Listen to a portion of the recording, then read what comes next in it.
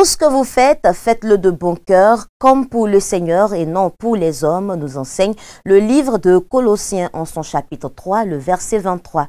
C'est donc avec cette invitation à travailler comme pour le Seigneur que je vous retrouve pour notre rendez-vous d'information sur Espérance TV. Soyez donc les bienvenus. Nous sommes de plein pied dans la semaine nationale des laïcs de l'Église méthodiste de Côte d'Ivoire et plusieurs activités sont donc au menu de cette semaine, notamment un séminaire portant sur le thème de l'année, évangéliser en tout temps et en tout lieu. Une rencontre donc s'est tenue ce vendredi 18 octobre au temple Jubilé de Cocody. Nos équipes étaient sur place. Voici leur reportage. Réunis le vendredi 18 octobre 2024 au temple Jubilé de Cocody, les laïcs, chevilles ouvrières de notre Église, ont réfléchi lors d'un séminaire autour du thème principal « Évangéliser en tout temps et en tout lieu », extrait de Matthieu chapitre 28, les versets 19 à 20. Débutant par une dévotion dirigée par le catéchiste Jean-Pierre Dadier, inspiré d'Éphésiens chapitre 2, les versets 13 à 18, exhortant les laïcs à se rapprocher davantage du Seigneur, le président national des laïcs, le professeur Louis Abois, a pris la parole pour situer le contexte de ces journées et les objectifs à atteindre. Ce que nous voulons atteindre à travers ces journées, c'est d'abord de redynamiser la cellule familiale, parce que tout commence par la cellule familiale. Ensuite, les classes méthodistes, les églises locales et les districts. Parce que tout méthodiste, là il se trouve, doit pouvoir évangéliser à travers son comportement. Ce que nous attendons comme résultat, c'est la conversion des cœurs, la stabilité spirituelle, la paix intérieure pour permettre aux uns et aux autres de contribuer de manière significative au développement de la société. Donc chaque méthodiste doit être un évangéliste. À sa suite, le professeur Hortense Dago-Akrebi, présidente du Conseil Église et Société, a présenté les articulations de ses travaux avant d'introduire le frère Niamien Charlie et la révérende Béké Béatrice, responsable de la cellule d'évangélisation classique. Principaux orateurs de cette rencontre, ils sont intervenus sur la nécessité de l'évangélisation et la méthode d'évangélisation dénommée porte-à-porte. Dans le domaine de l'évangélisation, on ne trie personne. On approche tout ce qu'on rencontre sur le chemin. Et ça, c'est l'amour de Dieu. Donc, évangéliser en tout temps et en tout lieu relève de l'idée d'équiper celui qui s'engage à lui donner des outils nécessaires, des modules de formation aux techniques d'évangélisation et les moyens financiers. Comment donc invoqueront-ils celui en qui ils n'ont pas cru? Et comment croiront-ils en celui dont ils n'ont pas entendu parler? Et comment entendront-ils parler s'il n'y a personne qui prêche? Et comment y aura-t-il des prédicateurs s'ils ne sont pas envoyés selon qu'il est écrit qu'ils sont beaux, les pieds de ceux qui annoncent la paix, de ceux qui annoncent de bonnes nouvelles? Une série d'activités va ponctuer ces festivités qui s'achèveront le dimanche 20 octobre 2024 par un culte de clôture, toujours au temple Jubilé de Cocody, en présence de son éminence, Bishop Dr Benjamin Boni. Au niveau du district Abidjan Sud, la communauté Trinité du village d'Abianyambo a célébré le week-end dernier sa fête annuelle des moissons. En prélude donc à cette fête, les fidèles ont présenté leurs divers dons en vivres au Seigneur, ce dans une atmosphère de réjouissance et de partage dans le village. Avec Raphaël Dampé, revivons ensemble ces instants.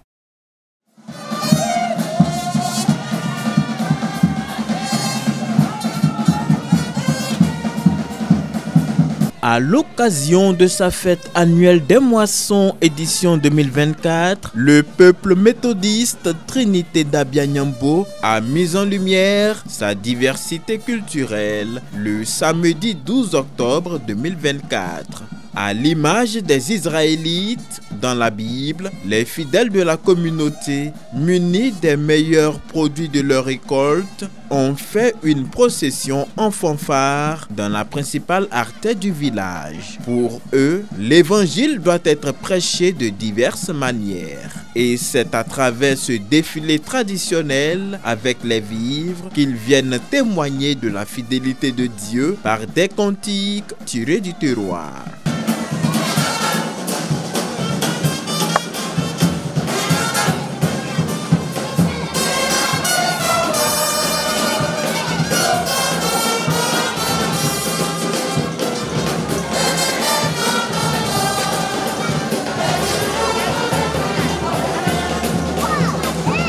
Une offrande nouvelle pour une année nouvelle. C'est en substance cette expression de foi et de louange qui a permis aux méthodistes d'Abianyambo de présenter leurs actions de reconnaissance à Dieu après la procession.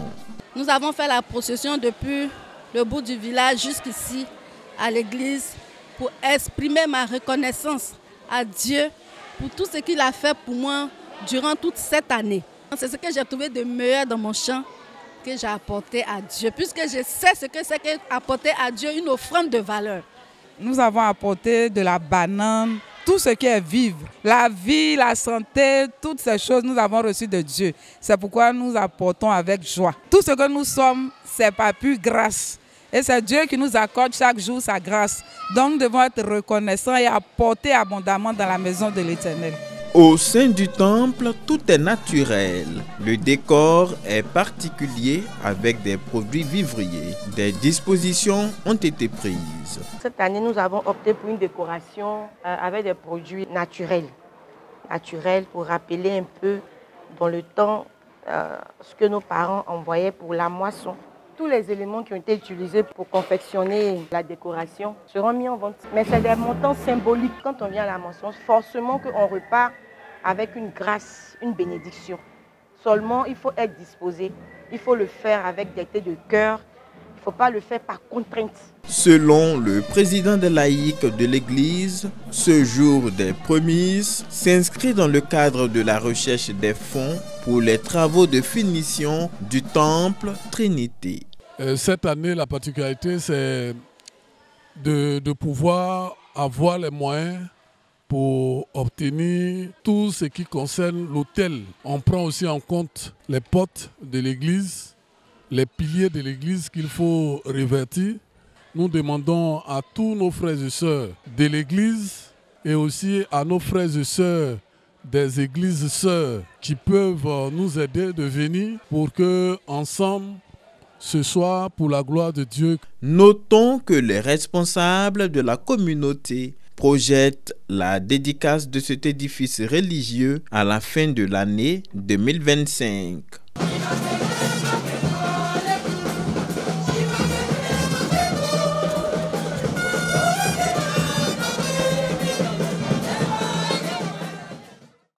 Après sa première édition en juillet dernier, qui a vu une grande affluence, Instant Kéria a remis le couvert. Ce moment de prière et de restauration organisé par les responsables de la structure chrétienne La Maison de l'Évangile s'est déroulé pour la deuxième fois au temple Emmanuel de Port-Bouët 1 le dimanche 13 octobre 2024. Raphaël Dompi.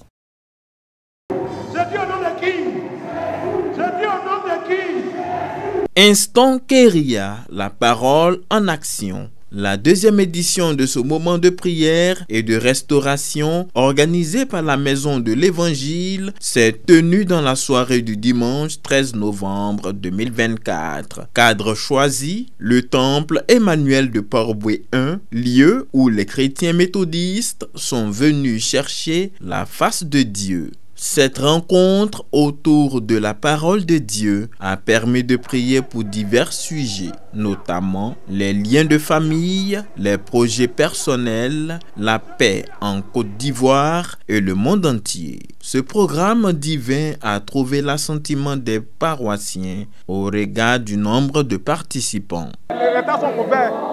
Et en tant que chrétien, nous avons besoin des seigneurs de prière pour la faveur de Dieu soit sur notre vie. Et vraiment, je dis merci à Dieu parce qu'il a permis à ce que je sois à ce moment pour bénéficier de cette grâce. Moi, la prière m'a fait du bien. Voilà, le plan de Dieu nous a orientés dans les différentes prières. Et vraiment, j'ai aimé ça. Dieu se nourrit de ma foi, donc j'ai intérêt à vivre selon cette foi-là. Ce que nous développons en nous peut influencer positivement comme négativement notre vie.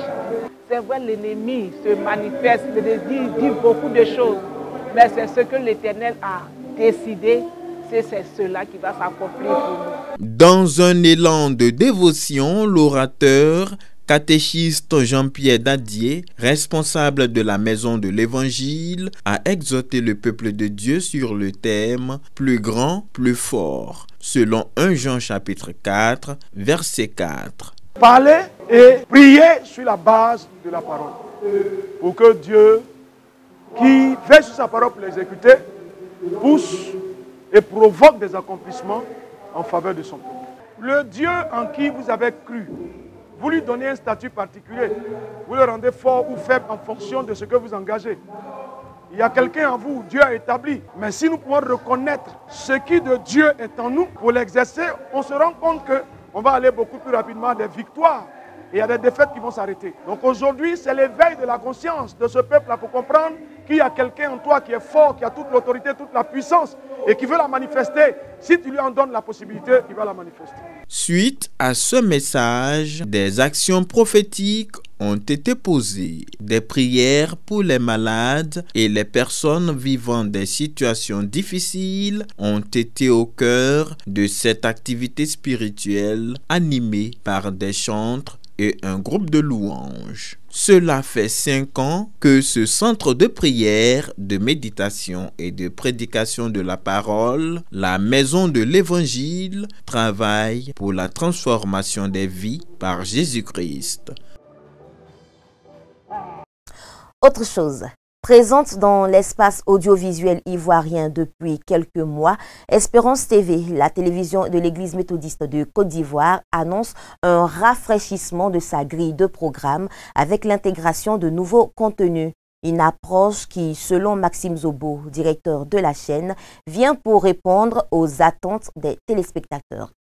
Après sa montée sur le bouquet Canal+ en mars 2024, Espérance TV, la télévision méthodiste, passe à une autre étape de sa marche, avec de nouveaux contenus variés qui viennent rafraîchir la grille de programme actuelle. Une initiative qui se veut novatrice et répondra aux attentes des téléspectateurs. Vous le savez, depuis le 19 mars 2024, nous avons fait notre ascension sur le bouquet Canal+.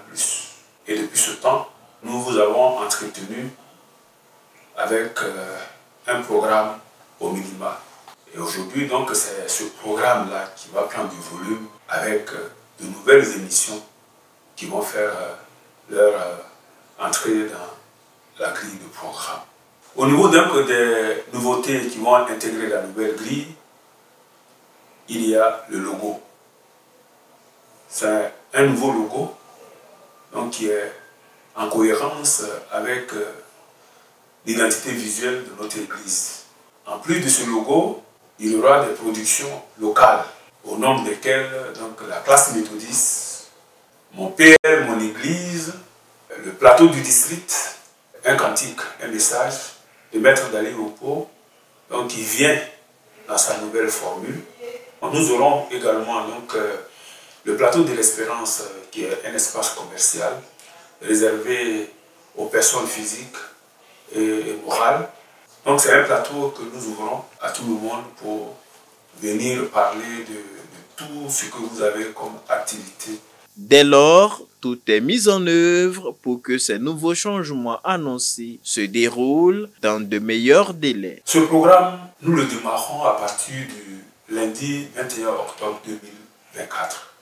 Il y a maintenant en télévision ce qu'on appelle les programmes de stock. Les programmes de stock qui prennent en compte les films, les séries et autres, les documentaires. À ce niveau, nous avons acheté quelques films pour entretenir votre foi. Beaucoup de choses ont été prises en compte pour le bonheur de nos téléspectateurs.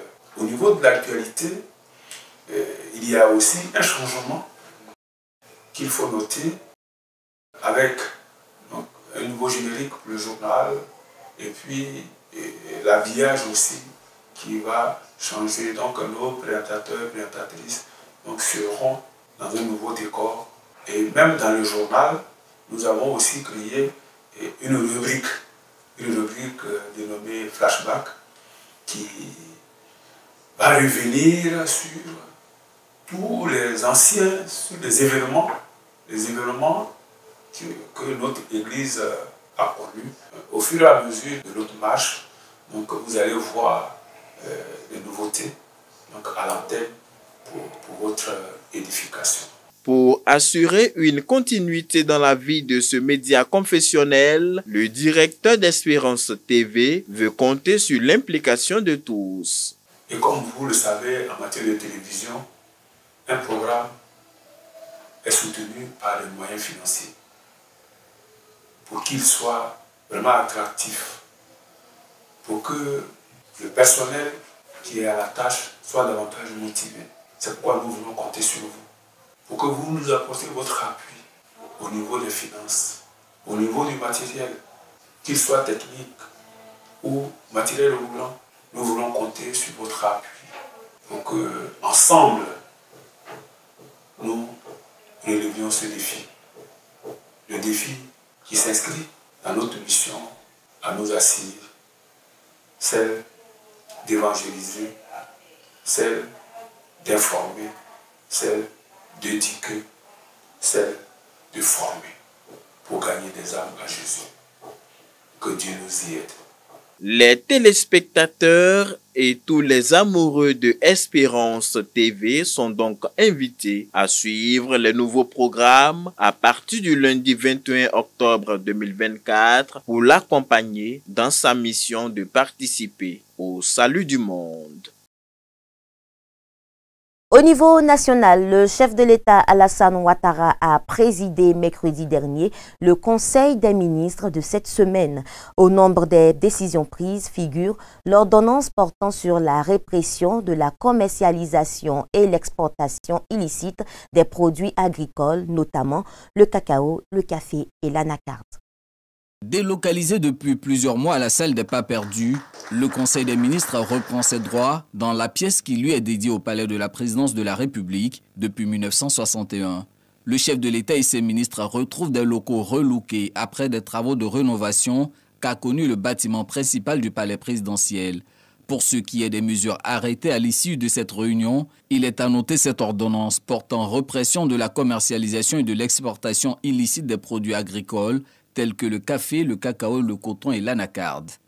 Cette ordonnance prévoit des sanctions plus sévères ainsi qu'un mécanisme de prévention à l'échelle locale pour contrer durablement la commercialisation et l'exportation illicite des produits agricoles soumis à agrément. Ainsi, sans préjudice des sanctions en vigueur, notamment celles prévues par le Code pénal, les personnes qui s'adonnent à ces activités illicites encourent notamment la confiscation au profit de l'État des objets et produits des infractions, le retrait du passeport, de l'agrément et la suspension du permis de conduire.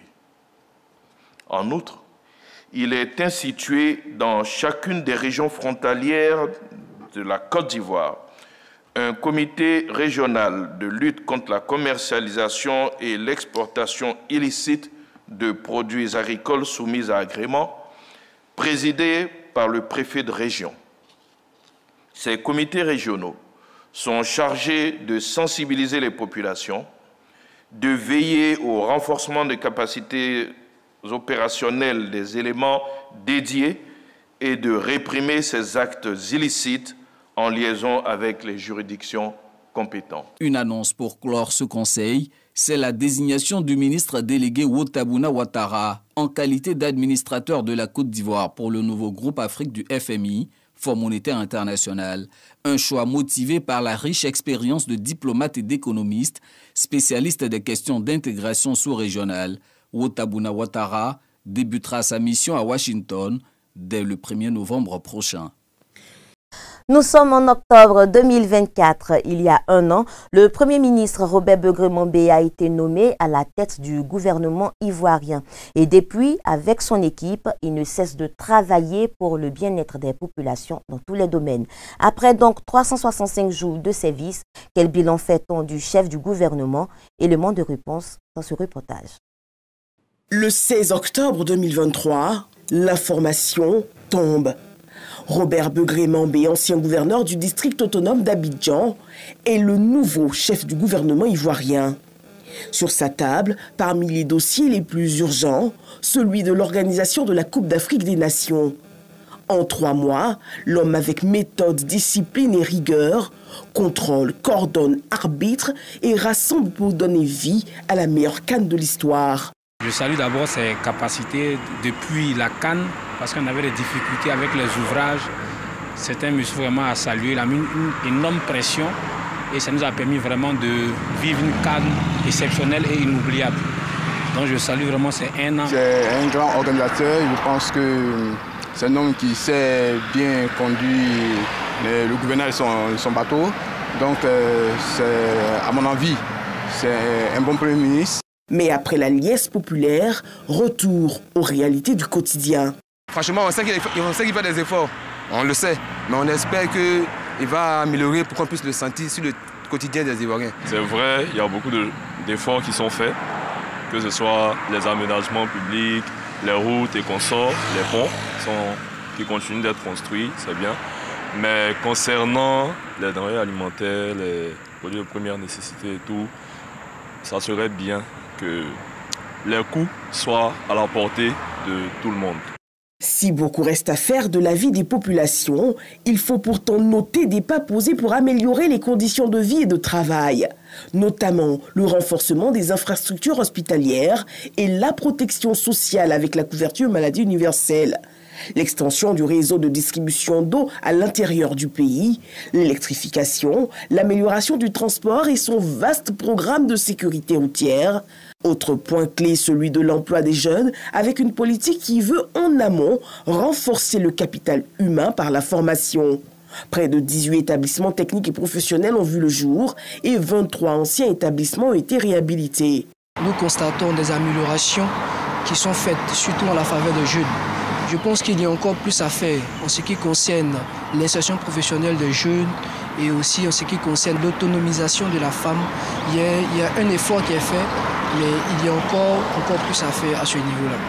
Robert Begré-Mambé s'est aussi engagé auprès du secteur privé, dont il se fait l'ambassadeur, auprès des institutions internationales et à chacune de ses représentations à l'extérieur. À sa démarche, le nouveau patron de la primature associe les guides religieux. Homme de consensus, Robert Begré-Mambé se tient auprès des populations afin que toujours aboutisse le dialogue et que soit comprise la vision de l'État. C'est un homme qui déjà a une vision. Je pense qu'il a déjà un plan pour la jeunesse, qu'au fur et à mesure, qu'il va mettre en place. On le voit partout, il nous donne des conseils. Pour l'heure, je pense que sa gestion n'est pas mauvaise. Elle n'est pas mauvaise en tant que telle parce que les choses bougent quand même, les lignes bougent. Plan national de développement, programme social du gouvernement, programme jeunesse du gouvernement. En une année, certes, beaucoup a été fait, mais les populations espèrent, elles, en voir encore plus. Et puis, le ministre en charge de l'Environnement, Jacques Konan Assaoré, a procédé ce vendredi 18 octobre à la présentation du Code d'environnement de la Côte d'Ivoire. Une rencontre d'information à laquelle le département méthodiste de l'environnement a pris part pour connaître les dispositions légales relatives à l'environnement.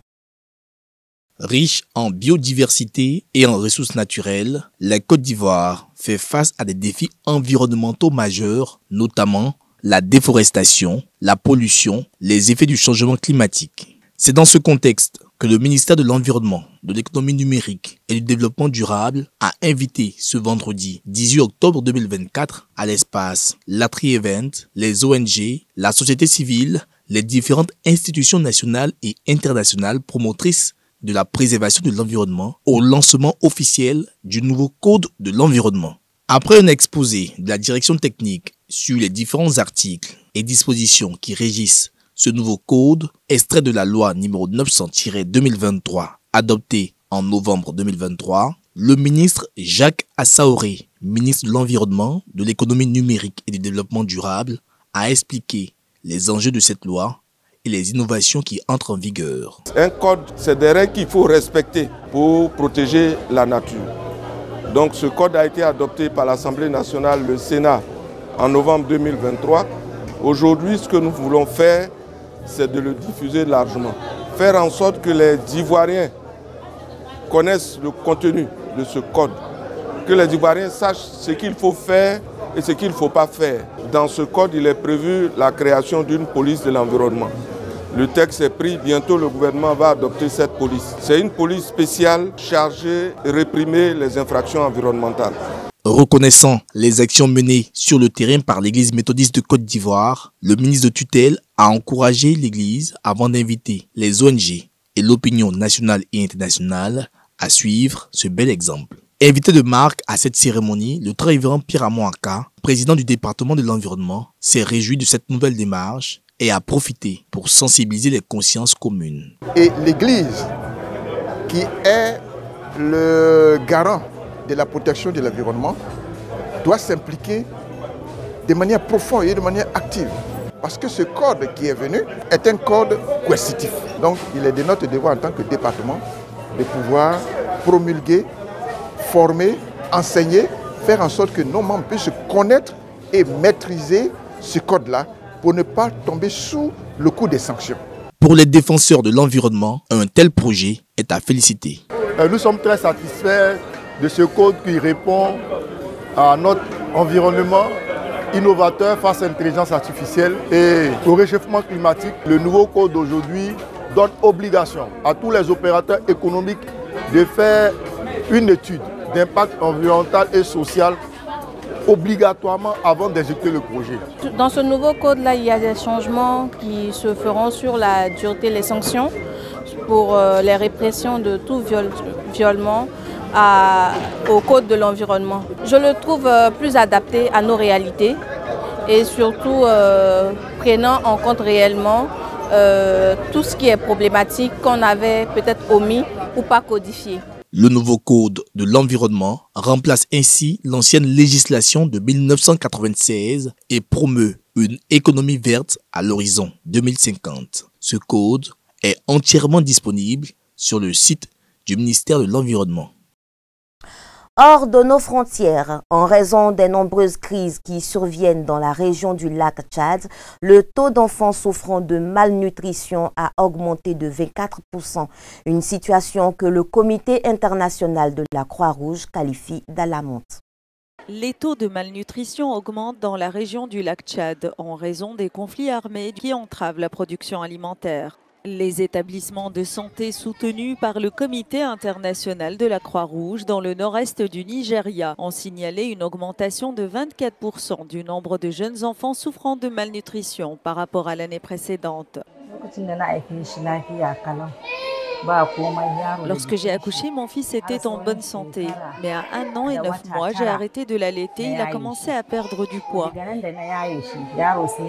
Et nous pensons que c'est lié au fait qu'il ne pouvait pas obtenir de lait maternel. Le conflit armé prolongé qui s'est intensifié au premier semestre de l'année est l'un des principaux facteurs de la détérioration de la crise alimentaire. Nous n'avons plus accès aux champs depuis que Boko Haram et d'autres groupes ont pris le contrôle de la brousse. Ces conflits ont déplacé des millions de personnes, détruit les moyens de subsistance et ont eu de graves répercussions sur l'accès aux terres agricoles. Cette augmentation du nombre de personnes qui n'ont pas assez de nourriture reflète une augmentation de la violence. Il y a de graves répercussions sur la capacité des communautés à cultiver leurs champs et à accéder au marché. Les incidents violents dans la région du lac Tchad ont augmenté de 58% au premier semestre 2024. Selon les ONG, 6,1 millions de personnes dans la région du lac Tchad connaîtront des pénuries alimentaires dans les mois à venir. Voici qui marque la fin de cette édition, mais avant de nous quitter, rappelons que ce dimanche 20 octobre 2024 est dédié à la journée des laïcs dont le culte officiel se tiendra au temple Jubilé de Cocody dans le district Abidjan Nord. Merci pour votre aimable attention. Bonne suite de programmes sur Espérance TV. Excellente fête à tous les laïcs de l'Église méthodiste de Côte d'Ivoire. À bientôt.